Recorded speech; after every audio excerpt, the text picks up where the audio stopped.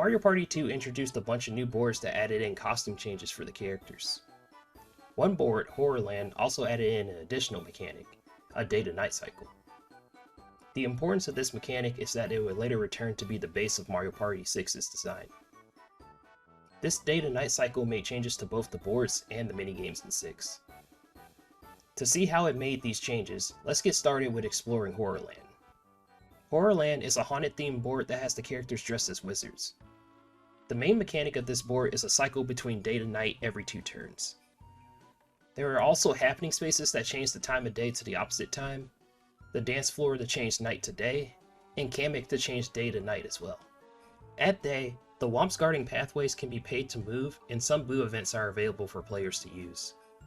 At night, the Womps are stuck in place and cannot move until daytime, and other boo events are available for use, including Big Boo, who can steal coins and stars from all other players. How does this factor into Mario Party 6? Well, it kept the day to night mechanic for all the boards. Instead of changing between day to night every 2 turns, they change every 3 turns. DK spaces are only available in the day, and at night they changed into Bowser spaces. There was also the Pink Boo event that allowed players to steal coins or stars from other players, and that only occurred at night. Let's look at the specific day to night changes of each board. Towering Treetop in the day has the pink flower on the left bloom and the purple flower on the right close. Woody is also available on the happening space at the top of the board and gives all players coins when landed on. At night, the pink flower closes and the purple flower blooms. Woody is replaced by Evil Woody, and when the happening space is landed on, Spiny Eggs rain, making all players lose coins. Egad's Garage in the day rotates the center path clockwise by 90 degrees, and the orb machine changes all players' orbs into different orbs when the happening space is landed on. At night, the center path rotates clockwise again by 90 degrees, and the orb machine changes all players' orbs into coins when the happening space is landed on. Faire Square in the day sets the star cost to being 20 coins per star. The slot machine is set to 5 coins to play with smaller payouts. The Star Shuffle event lets the players bet a star to shuffle under 3 hats. If the player guesses correctly, they receive 2 stars. If they guess incorrectly, they lose their star. Also, the happening space at the top of the board has the players all put in 10 coins for each to choose the pot with the tallest plant. The player with the tallest plant receives all the coins. At night, the star cost is determined by Twyla hitting a dice block to set the cost to either be 5, 10, 30, or 40 coins per star. This could make waiting to buy stars at night a risky play for players to obtain more stars for a cheaper price. The slot machine is set to 10 coins to play with larger payouts. The Star Shuffle now has 6 hats instead of 3, and if the player guesses correctly, they now receive 3 stars. If they guess incorrectly, they still lose their star. The happening space at the top of the board has the players all put in a star for each to choose a pot with the tallest plant. The player with the tallest plant receives all the stars. Snowflake Lake in the day sets the chain chomp dice block price to 20 coins, and the center happening spaces let the players skate around to gather coins raining down. At night, the players can buy up to 3 chain chomp dice blocks at 10 coins each, and the center happening spaces have the players throw snowballs at each other to knock coins out of each other. There are Freezies blocking the junctions towards the middle of the board, but they melt in the daytime.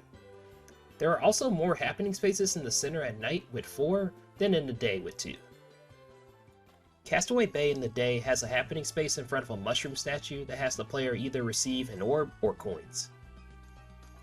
At night, the statue is replaced by a Goomba statue that switches the players' positions on the board. Clockwork Castle in the day has the players move around the board in a clockwise direction. The platforms on the left side break when the player passes them, and new ones are made going in the opposite direction. Players that land on the happening spaces on the right side can receive either a star or coins from Brighton. DK also takes a turn after the players, and if he meets up with a player or a player reaches him, they can receive a star. DK will change to a different space once he is reached by a player.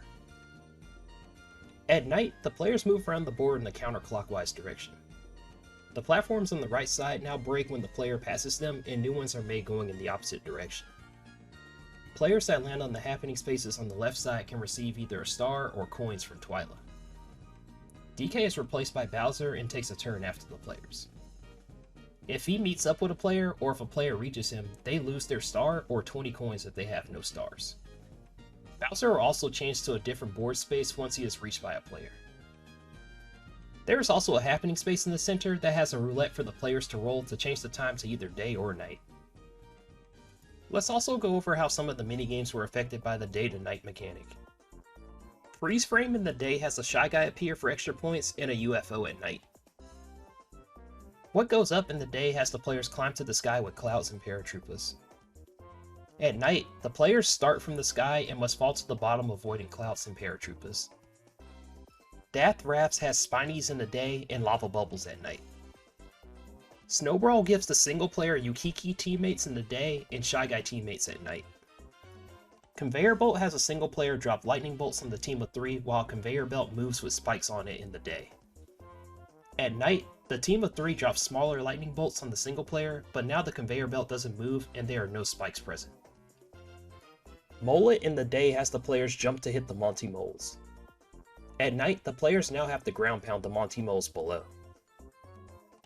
There are also several minigames with minor day to night aesthetic changes to them to add to the theme as well.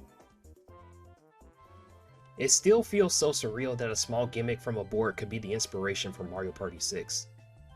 This is a great way to connect the titles too. How do you feel about the day to night mechanic? Let me know. If you like this video, be sure to leave a like and subscribe if you want to see more content from me. Thanks y'all, and I'll catch you later.